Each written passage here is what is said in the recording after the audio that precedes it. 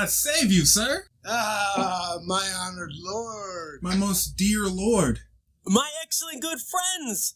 How dost thou, Guildenstern? Rosencrantz? Good lads, how do you both? That's the indifferent children of the earth. Happy that we're not over happy. On fortune's cap, we are not the very button. Nor the soles of her shoes? Neither, my lord. Ah, then you live about her waist or in the middle of her favors? Faith, her private suite. In the secret parts of fortune. Oh, most true, she is a strumpet. What's the news? None, my lord, but that the world's grown honest. Oh, then is doomsday near. But your news is not true. Let me question more in particular. What have you, my most dear friends, deserved at the hands of fortune that she sends you to prison hither? Prison, my lord. Denmark's a prison. Then is the world one. A goodly one in which there are many confines, wards, and dungeons. Denmark being one of the worst. We think not so, my lord. Then 'tis none to you, for there is nothing good or bad, but thinking makes it so. To me it is a prison. Then your ambition makes it one. 'Tis too narrow for your mind. Oh, God. I could be bounded in a nutshell and count myself king of infinite space, were it not that I have bad dreams. Which dreams indeed are ambition? For the very substance of the ambitious is merely the shadow of a dream. A dream itself is but a shadow.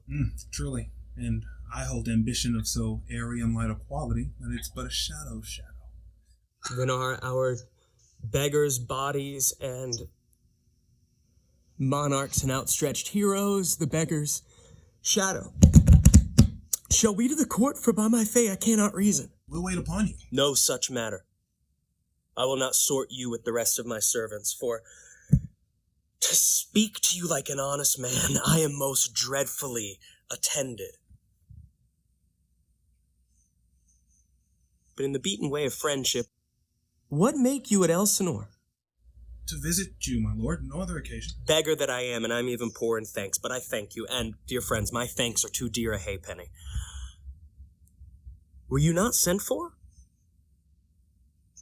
Is it your own inclining? Is it a free visitation? Come. Deal justly with me. Come. Come. Nay, speak. What should we say, my lord? Why, anything but to the purpose. You were sent for. And there's a kind of confession in your looks that your modesties have not craft enough to color.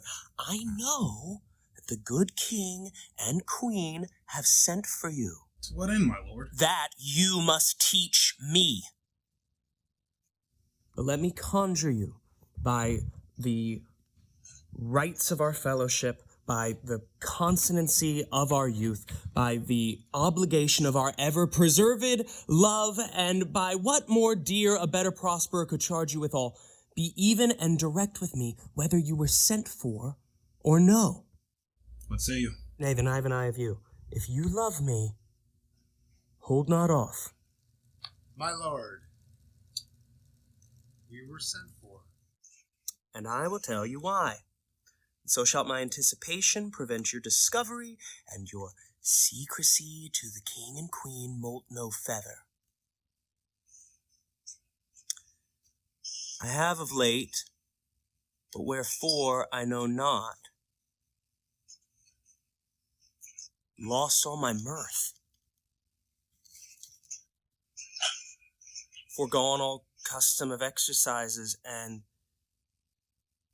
indeed, it goes so heavily with my disposition that this goodly frame, the earth, seems to me a sterile promontory. This most excellent canopy, the air, look you, this majestical roof fretted with golden fire, why, it appears to me no thing but a foul and pestilent congregation of vapors.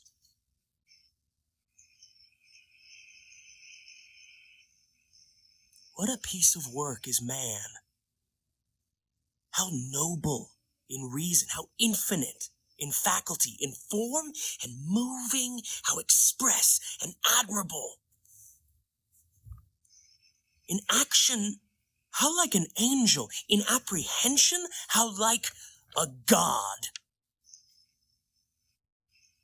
The beauty of the world, the paragon of animals, and yet, to me, what is this quintessence of dust? Man delights not me. No, nor woman neither, though by your smiling you seem to say so. There was no such stuff in my thoughts, my lord. Then why did you laugh then when I said man delights not me? To think, my lord, if man delight not in you, then what latent entertainment the players shall receive from you. We caught at them on the way, and hither are they coming to offer you service. He that plays the king shall be welcome. His majesty shall have tribute of me. And the adventurous knight shall use his foil and target. The lover shall not sigh gratis. And the humorous man shall end his part in peace. And the clown shall make those laugh whose lungs are tickled o'er the seer. And the lady shall speak her mind freely, or the blank verse shall halt for it. What players are they? Even those you were wont to take delight in, the tragedians of the city. My friends, I'll leave you till night. You are welcome at Elsinore. Good, my lord. God be with you. Now I'm alone.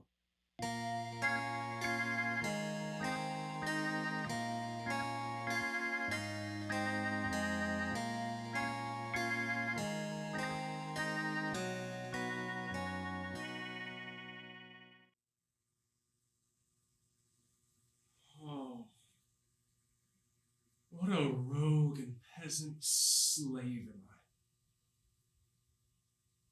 Is it not monstrous that this player here, but in a fiction, in a dream of passion, could force his soul so to his own conceit that from her working all his visage waned? Tears in his eyes, distraction his aspect, a broken voice, and his whole function suiting with forms to his conceit, and all for nothing. For Hecuba. What's Hecuba to him, or he to Hecuba, that he should weep for her? What would he do had he the motive and cue for passion that I have? Why, he would drown the stage in tears and cleave the general ear with horrid speech.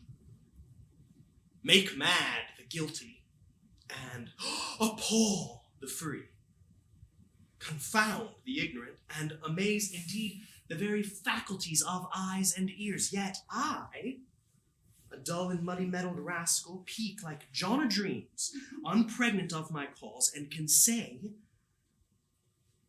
nothing. Nope. Not for a king, upon whose property and most dear life a damned defeat was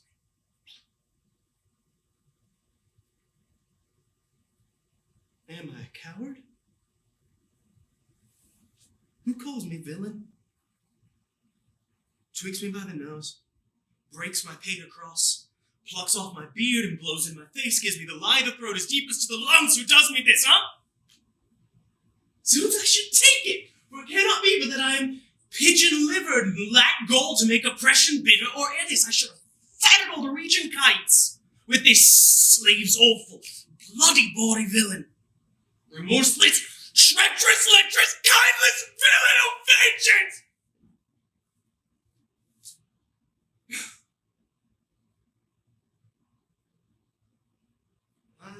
What an ass am I. This is most brave, that I, the son of a dear father, murdered. Prompted to my revenge by heaven and hell, must like a whore unpack my heart with words. and fall a-cursing like a very drab, scullion, fine-off fool about my brains.